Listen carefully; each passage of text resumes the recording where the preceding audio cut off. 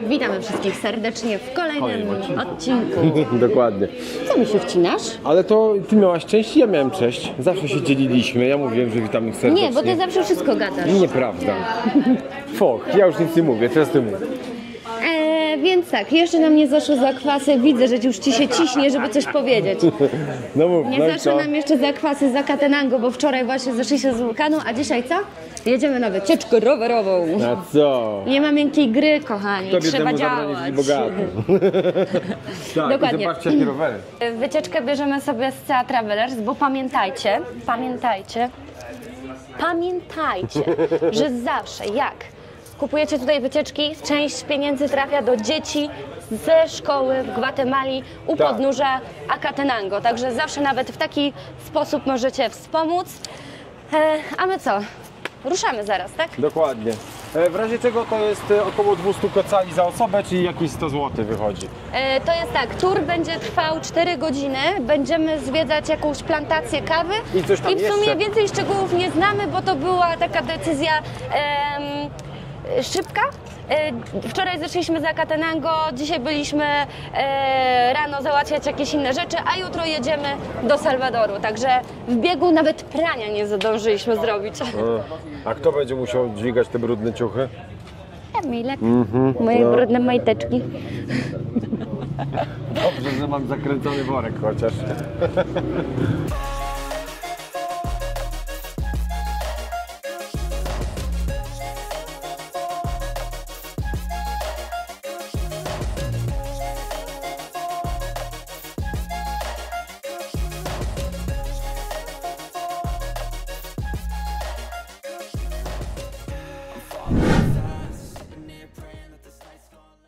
A zobaczcie, jeszcze taka ciekawostka, już Wam pokazuję.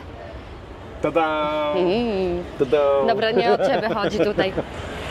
CA Travelers robi, słuchajcie, na ulicach takie rynny z karmą dla bezdomnych piesków. Fajna sprawa. Moim zdaniem spoko. Wspomagają. Jest ich dużo tutaj, są chudziutkie, więc zrobili taką rurkę, sypują żarełko i jak pies chce, może przyjść i sobie zjeść.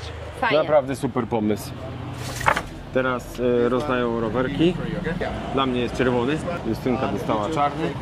Rozdają w zależności pewnie od siodełka. I dostaliśmy też torby. Pokaż. Ja akurat Mamy wcześniej taką wziąłem torbę. swoją, ale dostajecie torbę.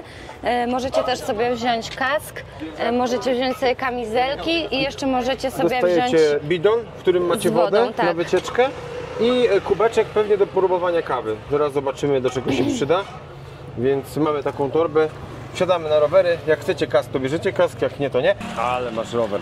A i specjalnie mają tutaj takie opony grube, no bo mamy bardzo O kamieniste Jezu, drogi, więc ale się dziwnie na tym jedzie. pojechała. Jak?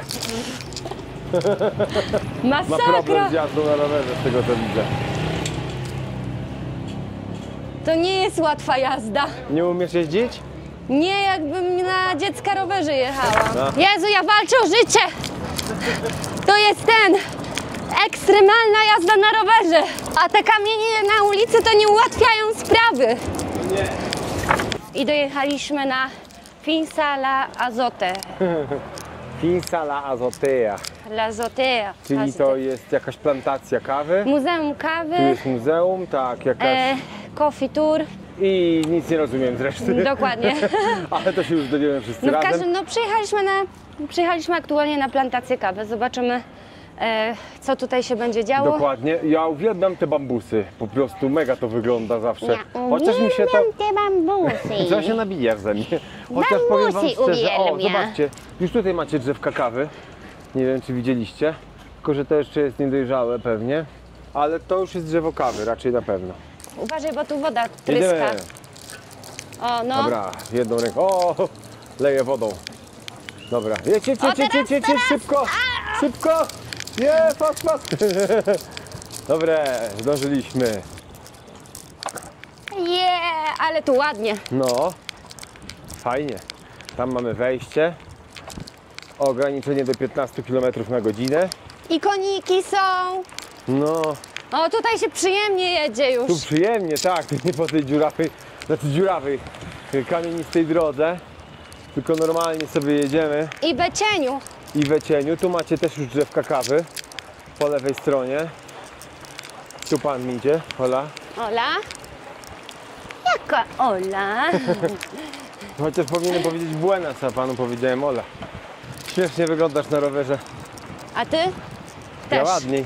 Ty ogólnie śmiesznie wyglądasz. O, tutaj koniki szkolą, Tak, zobacz. tutaj jest trening koników, a z tej strony znowu mamy kawę. Więc na pewno jedziemy na plantację kawy. No, pewno. To tak. Tak, miejsce do trenowania koni. Naprawdę fajnie. Dobra, no co tu dłużej nagrywać? Teraz zatrzymaliśmy się przy plantacji kawy. Mamy przerwę i Carlos opowiada o historii Ameryki. Też na pewno będzie mówił o kawie, no ale póki co trochę historii o Ameryce. Słuchamy, stoimy w kółeczku i dzielnie słuchamy jak uczniowie w szkole. A dookoła kawa rośnie. Bardzo dużo teraz słuchamy o historii kawy i tak dalej. Nie chcemy wam wszystkiego opowiadać, żebyście sobie wzięli wycieczkę, ale kawa zmienia się z zieloną w czerwoną. Tutaj generalnie rośnie arabika i jak się ją otworzy, to w środku mamy nasiono i jak to nasiono spróbujecie, jako postać, to jest słodkie w środku na razie, ale to jest potrzebne do fermentacji. Jedziemy dalej. Bardzo dużo posłuchaliśmy o historii, jak w ogóle Hiszpanie tutaj przybyli, zajęli ziemię i tak dalej. Powiem wam jako ciekawostkę, że dalej te największe rodziny, które przybyły tu z Hiszpanii, żyją tutaj i 80% w ogóle zarobków z korporacji dochodzi do ich kieszeni, więc rzeczywiście warto wspierać małe takie społeczności, małe handle, prywatne handle, niż wielkie korporacje, które się tu znajdują. Jeżeli chodzi o kawę, 100% stąd to jest arabika i jak ostatnio mówiliśmy w jednym odcinku, że lato tutaj się zmieniło ze względu na pracę, to dokładnie tak jest. Chodzi o to, że Hiszpanie to zmienili. To nie jest tak, że Gwatemalczycy, Majanie i wszyscy, co tu mieszkali, uważali ich za bogów, bo tak jest często uważane w innych krajach i przyjęli ich z otwartymi ramionami, tylko po prostu Hiszpanie się wdarli wojną i zniszczyli wszystko, co tu było i zajęli ich ziemię i oni zarządzili, że wakacje w tym kraju tak naprawdę są od lutego do maja, a zamienili to wszystko, że od listopada do lutego, z tego względu, że wtedy jest zbieranie kawy i żeby każdy, kto tylko może, pracował po prostu i zbierał kawę i zarabiał dla Hiszpanów. No i tak to po prostu zostało. A jeżeli chodzi o kawę, rośnie tu bardzo dobrze z tego względu, że tu jest ziemia wulkaniczna, o której wspominaliśmy już w ostatnich odcinkach. I przepraszam, że tak gada mi się syplenie, ale jadę rowerem. Jedziemy cały czas przez plantację kawy, bo mamy dwa główne rodzaje kaw na świecie, najbardziej takie znane. Jest robusta i arabika. Robusta, gdzie jej nie posadzicie, z jednej strony w miarę łatwo rośnie, bo potrzebuje mało wody, średnio słońca i zawsze ma ten sam smak. Arabika to taka księżniczka. Trzeba o nią mocno dbać, potrzebuje dużo to tak wody, jak ja. długo dochodzi, ale chodzi o to, że ona w każdym kraju ma troszeczkę inny posmak. I tutaj rośnie głównie arabika. Mają też swoje rodzaje, o których powiemy trochę później. Dobra, właśnie wyszliśmy do muzeum. Będziemy mieć trochę historii. Tu mamy całą mapę, jak wygląda. Co o tym myślisz? Zobaczymy, co będzie ciekawego. No. Ja No, bym no. ciekawy, czy będzie możliwość, żeby spróbować tutaj tej kawy stąd. Może dlatego mamy kubeczki też. Pewnie tak mi się tak. wydaje. Dokładnie. Chociaż już wypiliśmy dzisiaj dwie, nie wiem czy... Ja na pewno spróbuję. Chodzi o to, że znowu mieliśmy postój i to dość długi. Z pół Tak. godziny staliśmy na plantacji kawy. Dokładnie mieliśmy opowieść całą historyczną, jak tu było, jakie rządy, jakie czasy.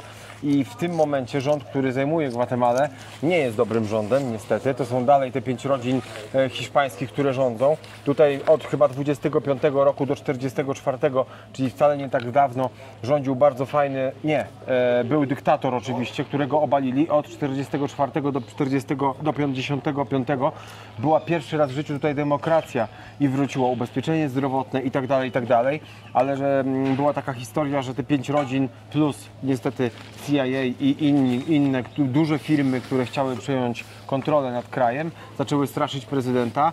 W Hondurasie albo w Nikaragua, nie chcę skłamać, zaczęli zbierać wojsko i chcieli zaatakować, zaczęli straszyć samolotami i aktualnie wtedy prezydent chciał się poddać, żeby Niewinni ludzie żeby nie zginęli. Dokładnie. I była taka sytuacja, że oni go wzięli na lotnisko, rozebrali do naga, zrobili zdjęcia, puścili prawie w każdej gazecie Kompromitowali go. i wysłali do Meksyku, został Eksportowany. eksportowany i tak jakby miał całkowity zakaz wjazdu do Gwatemali i znowu przejęli władzę tutaj. Niestety wszystko wróciło do starej formy. Tu ludzie zarabiają 60 centów gwatemalskich za 1 funta uzbieranej kawy. Czyli to jest niecałe 2 kg. Nie, jak? Nie mniej, bo 60 A nie, mniej. funtów to jest no 50... mówię, no niecałe 2 kg. Nie, mniej niż... 1 kg to Nie jest... funt, ja mówię funta, a nie libry. A, Funta. okej, dobra. Więc to jest jakiś tam, no nie, mniej niż kilo, nie, nie. On mówił, że mniej więcej połowa. Nie, to nie. No Dobra. jak oni uzbierają na przykład 60 funtów, 60 funtów to jest 50 jakieś tam 4 kg i za to dostają na przykład 60 kecali, czyli 30 zł. Czyli totalna masakra w ogóle. Tu są bardzo dużo plantacji takich niestety przejętych oczywiście przez te duże korporacje, ale my akurat znajdujemy się w takiej prywatnej, lokalnej. I to jest bardzo fajne. Oni tutaj też tak robią, że jak rośnie kawa, to ona rośnie, jak ją posadzisz, to po 3 latach możecie zbierać nasiona. I po 3 latach jak zbieracie nasiona, możecie zbierać przez 20 lat co roku, później ścinacie drzewo i rośnie znowu. I jak urośnie znowu, to znowu może rosnąć 20 lat, daje nasiona i znowu się ścina. I tak można 3 razy. Oczywiście to nie jest dobre, bo zawsze nasiono traci na jakości, więc niestety to jest minus, ale tak robią duże korporacje. Najlepiej zostawić takie nasiona na raz, maksymalnie 2 razy po 20 lat, potem już powinno się przenieść w ogóle na inną ziemię, bo ziemia też nie jest już taka żyzna. Zobaczcie ile kawy, ile nasion. I oni tak zostawiają, żeby to wyschło na 3-4 dni, bo tam jest fermentacja. Tutaj tłumaczą nam po kolei każdy moment, ale już nie pamiętam dokładnie jak to wyglądało. Ale jak to wygląda? Podobno ciemne są zabierane stąd. Weź w rękę trochę. Suche jest już? No, tak. Suche. Widzicie ile nasion kawy i zobaczcie. Ile tego tu jest. Ale jeszcze nie pachnie kawą. Nie, bo na razie oni to suszą. 3-4 dni suszą, potem jest oddawana do roasted, czyli tak jakby do, jak to się mówi, pieczenia? No nie pieczenia, tak jakby suszenia, nie? Oczywiście są wybierane najlepsze, ale ile tego mamy? Zobaczcie. Bardzo dużo. Ale czad. No, To fajnie. to jest dopiero kawa, co? Fajnie to zobaczyć. No fajnie, naprawdę fajnie. Tyle kawy. I chłopaki się, powiem, narobią szczerze, bo zobaczcie. Oni muszą pewnie to przeczesywać, Tak. żeby ona nie gniła tak od spodu, Dokładnie, żeby bo się suszyła. Pamiętajcie, że ona jest w skórce, ta skórka jest obrana teraz z tej kawy, ale żeby ją troszeczkę przesuszyć, to oni robią kubkę, a potem następnego dnia pewnie znowu przesuwają tą kubkę i No i następną zobacz, robią kubkę. oni potem depczą, a potem my to pijemy, no. Nie bój się, przecież jest tak przetwarzane, że wiesz, zanim ty się napijesz, to będzie bardzo dobrej jakości. Idziemy posłuchać teraz, bo coś ciekawego mówi pewnie. I coś wam jeszcze, póki ja o tym wiem, Justynka nie słyszała, bo słuchałem guida, to jest tylko w sezonie wakacyjnym, kiedy jest plantacja zbierana, więc jak tu przyjedziecie w sezonie niewakacyjnym, czyli takim, kiedy się nie zbiera kawy, to tego tutaj nie będzie. Potem niestety te 8 miesięcy tutaj jest pusta. Ogólnie zbiera się kawę właśnie w tych miesiącach i dlatego tylko teraz możemy to zobaczyć. Przyjeżdżajcie do Gwatemali między listopadem a lutym. Dokładnie, listopad, luty i wtedy przyjeżdżacie tutaj. Ale fajnie. Weszliśmy na taką kładkę i tu się zajmuje fermentowanie w tym momencie. Ale czuję zapach. Około 2 dni fermentuje się tutaj. U, jak śmierdzi. Bo to fermentuje. Dobra, najpierw generalnie się tą kawę obiera ze skórki. Maszyny te, które były tam, obierają ją ze skórki, wrzucają ją do fermentacji. Tam jest od 36 do 48 godzin fermentowana. Oczyszczają, wrzucają tu na ziemię. Tutaj na ziemi ona jest też suszona. Później jest zabierana stąd. Jeszcze jest zabierana ta skórka, bo ona ma taką skórkę na sobie, więc jest czyszczona. I jest dzielona na małe nasiona, większe nasiona, tak dalej, w zależności od rodzaju, no bo to taka będzie droższa, tańsza, kolor. Potem tutaj się przychodzi, tutaj oni ją roasted, a później dzielą, pakują i tak dalej. Ale więcej mam dużo, nie powiem. Tak już wszystko powiedziałeś. Nie, co ty, wszystko, wiesz ile on już mówił? On mówi prawie mówił przez godzinę całą historię i tak dalej. Naprawdę, ja znam już teraz całą historię Gwatemali, ja im współczuję tym ludziom. Oni naprawdę mają ciężko, bo to nie jest tak, że rząd ich jakoś wspiera czy coś. No tak, to nikt ich prawda. tu nie wspiera. Oni sami walczą o swoje i naprawdę to też jest takie inne podejście do turysty, bo oni się cieszą, że turysta przyjechał, bo turysta im pomaga bardziej niż rząd tak naprawdę i oni nie żyją na turyście jak tylko pieniądz. Wiadomo, że widzą pieniądz, ale są bardzo mili, uprzejmi, nie naciągają ani nic takiego, nie? To jest bardzo też fajne tutaj. Więc fajnie też się dowiedzieć tutaj, jak to ta kawa jest produkowana. Nie? Dokładnie. Na prywatnych plantacjach. Najważniejsze, nie? Tak jak ta. Wzięliśmy jedno nasionko z Justynką, żeśmy ukradli, żeby wam pokazać, patrzcie. Czekaj. No bo to jeszcze nie wyschło, dopiero świeże, ale dobra, pokaż jaki jest teraz. O, teraz. O, widzicie? A teraz jest taki zielony. Ale dobra, dorzucimy im jeszcze. O, nie będziemy podkradać przecież, nie? Patrzcie, trochę się chłopaki namachają. Szczerze powiem. Ale zobacz, jak przerzucili, to widać, jak pod spodem jest mokra kawa, widzisz? No, Widać tak, różnicę kolory, w kolorze. tak jak tu, widać, że jest inna. Patrz. Tak, a jest mokra, dotknij. No, jest mokra normalnie, zobacz. No właśnie, i wiesz, ile tu No przerzucania ja ci tu mają? pokazuję, chodź tu. No widzę, no. O, widzisz? Mokra. Aha, de. Dobra, mieliśmy taką krótką informację, w zależności od koloru kawy też i od mocy, jak jest suszona, dodatkowo jak działa na ciało i jak smakuje. Czyli na przykład espresso ma dokładnie taki kolor i tak jak widzicie, inaczej działa na kwasowość, aromat, ciało i nie pamiętam, co jest pognancy, coś takiego. Generalnie nie wiem. I teraz macie różne rodzaje i to jest naprawdę fajne rzeczywiście, że można być takim testerem kawy. Pamiętajcie jedną rzecz, to jest dobra kawa, to jest shit kawa, czyli taka instant kawa, obrzydliwa. No i oni mają tutaj bardzo dużo dostawców i chodzi o to, że oni na przykład bardzo dużo wysyłają do w Chin chyba, wschodnie w Chiny, jak się nie mylę. I dostaliśmy informację, że oni też robią sprawdzanie i otwierają kilka worków z kawą. Jak znajdą chociaż jedno czarne nasiono, to wysyłają z powrotem wszystkie 6 kontenerów, więc tutaj ta jakość kawy musi być taka. Więc na pewno chciałbym spróbować i pewnie będziemy, tak. nie? Jakieś 8 miesięcy to kawa jest do wywalenia w razie czego, bo traci swój aromat. Tu mamy mapę dokładnie, w jakim rejonie Gwatemali, jaki mamy smak kawy. I macie różne. Na przykład tutaj, z tej strony Gwatemali macie kawę o smaku czekoladowym. Nie wiadomo dlaczego. Więc bardzo ciekawie. Idziemy dalej? Idziemy. Co, zmęczona? No, powiem szczerze, że tak. Czemu? Ja jestem wykończona. Tylko patrzę, gdzie mogę usiąść. I spać mi się chce. Oj, tylko zmęczona była. Doszliśmy do miejsca, gdzie możemy sobie popróbować kawki, więc właśnie testowaliśmy. To jest w ogóle mistrz kawy, naprawdę się na tym zna, bo najpierw... Barista. Tak, taki barista, tak, dokładnie. Ale naprawdę się na tym zna. Najpierw spróbowaliśmy jednego rodzaju kawy. No nie będę wam dokładnie tłumaczył jaki, no bo to tam trzeba by było się mocniej w to zagłębić. I próbujemy, fajnie, bo nie była bardzo mocno kwasowa, była taka fajna.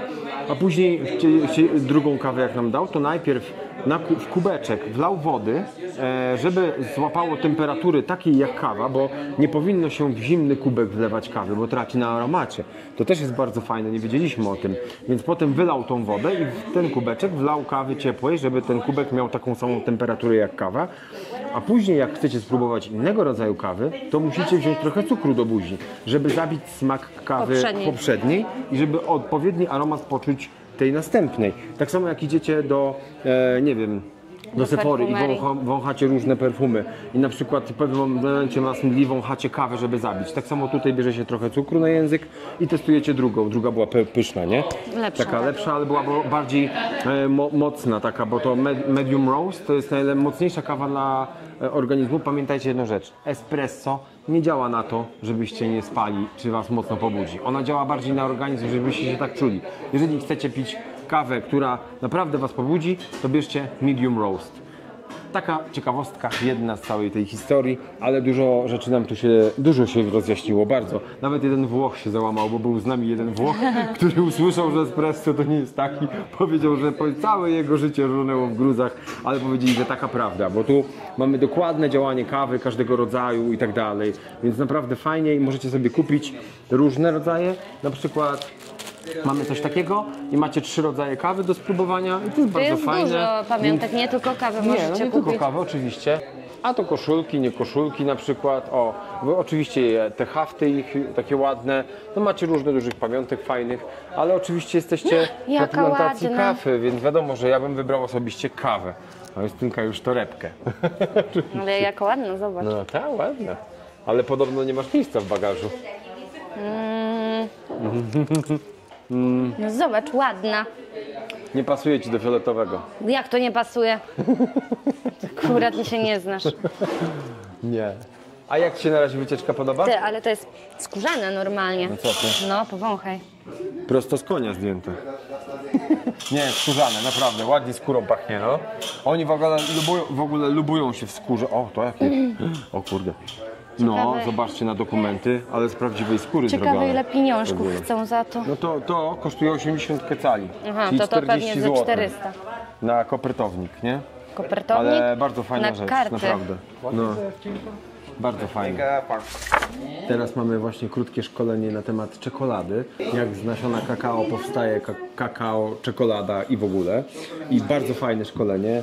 Powiem wam, że od nasionka do zebrania, do gotowej czekolady to jest 3 miesiące. Tu produkują wszystko. Nawet tam wam pokażę, jak pani właśnie w trakcie miesza.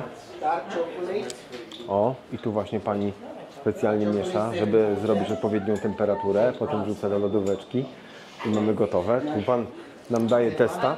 W tym momencie mamy herbatkę czekoladową. Mieliśmy czarną czekoladę 70% kakao. Jeżeli się nazywa 70%, to znaczy, że 30% jest cukru. Dobra. Nie, 20% cukru i mówił, że 5% chyba... Nie, przy czarnej nie. O, kwaśna jest. Kwaśna. A jeżeli chodzi o herbatę, to wam tylko tak pokrótce powiem, bo jak już się ją roasted, czyli ją wrzuca się do piekarnika, to potem powstają właśnie takie te skorupki z tego i z tej skorupki robi się herbatę. Nie wiedziałem nawet. O, mleczną czekoladę teraz będziemy mieć do To spróbowania. ja wolę taką. Nie, ale Coś jest w środku. chrupie. Ale, ojej, jaka czekolada. O kurde. No nie jest taka klasyczna Milka. My coś takiego spróbowaliśmy Dla właśnie. mnie ona ma posmak kawowy. Ma posmak kawowy, tak. A może tam było nasiane. Ale powiem wam, że ta herbatka też jest mega z czekolady. I teraz będziemy próbować kakaowego likieru, który ma 20% alkoholu. Nie wiem, czy po tym możemy jechać rowerem. Dobra, próbujemy likierku teraz. Cheers. Pachnie mocnawo. Dobre. Dobry. Dobre. Nie czuć alkoholu, tak znaczy tak delikatnie, ale bardzo, bardzo. Ale dobre. No, dobre. Bardzo dobre. Generalnie tu mieliśmy takie krótkie wprowadzenie na tej wycieczce. Bardzo fajna sprawa, ale można tu do pana przyjechać i mieć takie 2-godzinne pełne szkolenie z robieniem własnej czekolady i możecie zrobić własne trufle, więc super, uważam. Niestety my już zaraz wyjeżdżamy do Salwadoru i nie zdążymy, ale gdybyśmy wcześniej przyjechali na wycieczkę, to na pewno byśmy skorzystali. Rozmawiałem jeszcze z panem od czekolady, który nam robił takie krótkie szkolenie na temat czekolady i jak będziecie chcieli, przyjedziecie sobie tutaj na wycieczkę z CA Travelers właśnie na tą Plantację kawy. plantację kawy i zobaczycie tą czekoladę, to możecie się z panem dogadać i on wtedy sobie liczy 175 kecali za taką pełen trip taki czekoladowy, czyli właśnie gdzie robicie własne trufle, gdzie widzicie cały proces, całą historię czekolady poznajecie. Uważam, że to nie jest drogo, bo to wychodzi mniej niż 80 zł za taką wycieczkę, więc fajnie, no ale niestety my się nie załapiemy tym razem. Jechaliśmy. Pod górę. Tak, jedziemy teraz. Tam była taka farma, pamiętacie, gdzie pracowaliśmy na grzybach? To właśnie tam. Patrzcie, jaki kościółek mijamy ładny. Bardzo ładny. Zatrzymaliśmy się teraz na miejscu gdzieś, gdzie jest takie małe mercado, jak widać, przed kościółkiem. I zapraszają nas tutaj, ale nie wiemy do końca dlaczego. No mówiłam ci o jedzeniu, coś tam będziemy A jakieś... ty tylko o jedzeniu myślisz, ja wiem. Nie, tak. ja nie. Aha. Ty wyglądasz, jakbyś myślał cały czas o jedzeniu. Ja zresztą też. Ja wyglądam, a ty po prostu jesz, tak? A, widzicie, nawet miejsce jest dla wszystkich wycieczkowiców. Wycieczkowiców. Wycieczkowiców. O, to jedliśmy już kiedyś. A, tak. Ale chętnie spróbujemy. Jeszcze raz. Jakby co, to nie próbowaliśmy. Nikomu nie, bo nam nie dadzą. Dokładnie. Dobra, mamy taki Dostaliśmy jedzonko. wafelek. Próbowaliśmy w San Juan, tylko że tam było z jajkiem, pamiętasz? A tu mamy takiego tosta, oni to tosta nazywają, I to jest wafelek. I tu mamy cebulę, cebulę, ser, guacamole, sos Salsa. i nie pamiętam to jest. Ale miodzio wygląda, nie? A jak smakuje? Dobre, czyli dobre. Nie. Jesteśmy w tym momencie na testowaniu naturalnych słodyczy, typowo gwatemalskich, znaczy naturalnych, no, z cukrem oczywiście, tak? I tak wygląda, testujemy różne smaki i będziecie mogli sami też sprawdzić. Powiem wam jak pierwszy jest mleczny. Ja już zjadłam. Pyszny. Jak? Dobre.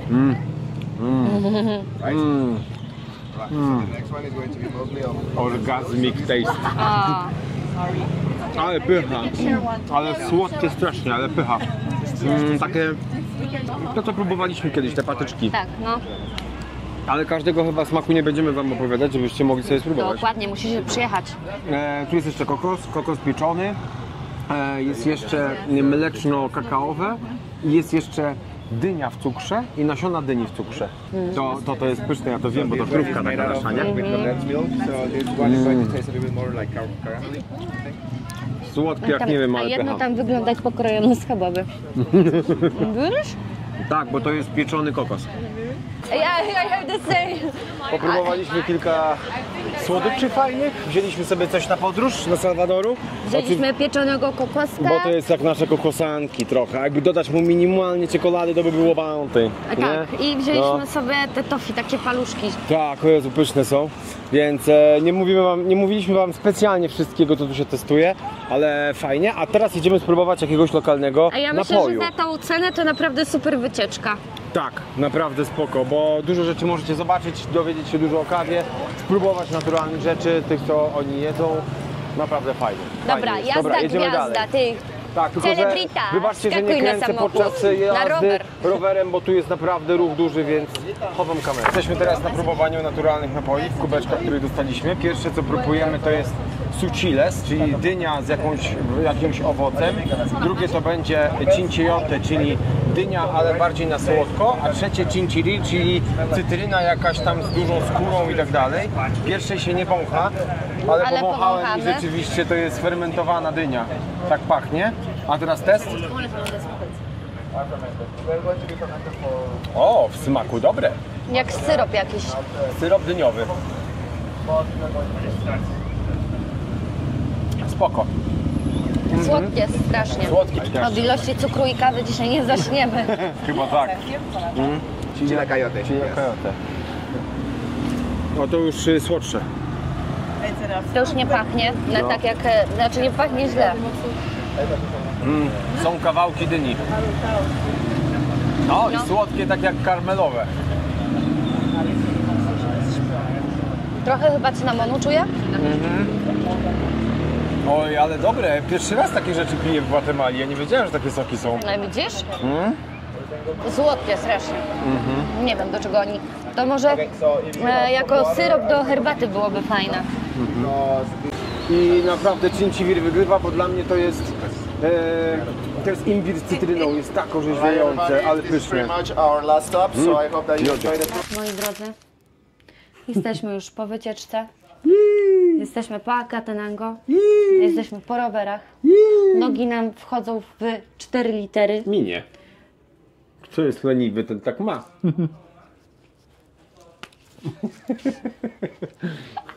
Leniwa. Dobra, ale mamy poważny problem. Jesteśmy w bardzo ciężkiej sytuacji. Kto nam może pomóc?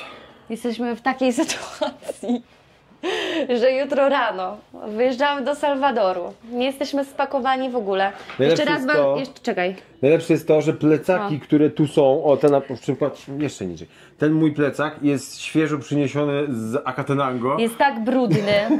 i tam są rzeczy w ogóle na plecach, bo wszystko jest wypakowane z tych Wypakowane, bo plecaków. musieliśmy się zapakować na wulkan, więc to wszystko leży po prostu tutaj w takim... I kwiczy. Ja bym to Ja bym- spalił. Chyba. I wiecie co zrobimy? Nic nie zrobimy.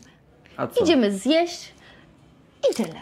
Dokładnie. A, jeżeli chodzi o wycieczkę rowerową, Miodzio, no Perfekto. kurde, ja byłem w szoku, bo tak myślałem 4 godziny, dobra, ale zobaczymy co i jak, no super. I o Naprawdę. jedzeniu, i o kawie, i o czekoladzie. I o napojach. Dokładnie, i to pierwszy raz ja widziałem, tyle czasów jesteśmy w Gwatemali, O Jezu! ale chodzi o to, że ja kurczę żałuję, że dopiero dzień przed wyjazdem dowiedziałem się o tej ciamciemnej, która jest cytryna z gimbirem. O Jezu, jakie to jest pyszne. O Boże, Ja chcę się tego napić o jeszcze. Boże, jakie to jest pyszne. Nie mamy Naprawdę. więcej pieniędzy. Nie, ale W ogóle. nie, jeżeli chodzi o wycieczkę, uważam, że spoko. Polecamy. Naprawdę, no polecamy. Travers na wielki plus. Tak, i pod względem Acatenango i pod względem rowerowej spoko. No naprawdę. Oczywiście jest mają okej. też Tak. tam coś więcej do zaoferowania, także Tak, zachęcamy sobie to sprawdzić. A tymczasem No. żegnamy się z Państwem. Tak, już na Czule. pewno? A może ja nie chcę, ja chcę z nimi pogadać jeszcze. Ale nikt z Tobą nie gada, A to skąd wiesz? wiem. A może mówi coś? A kto mówi? Napiszcie, Halo? kto by chciał ze mną pogadać. Ja bym pogadał, czemu nie? Ja lubię gadać, wiecie, że ja lubię gadać. Dobra, czasami może za dużo. chodźmy, może choć jeszcze zjemy. No ale będziemy jeść to, co jedliśmy, więc już bez sensu. Zachęcamy Państwa do subskrypcji kanału i jeśli jeszcze tego nie zrobiliście, oczywiście zostawcie komentarz i Ja bym nie chciał, lajka! a ja bym nie chciał kończyć odcinka, on już kończy. No ale dobra, zostańcie z nami. W następnym z wami pogadam. Pa! Pa!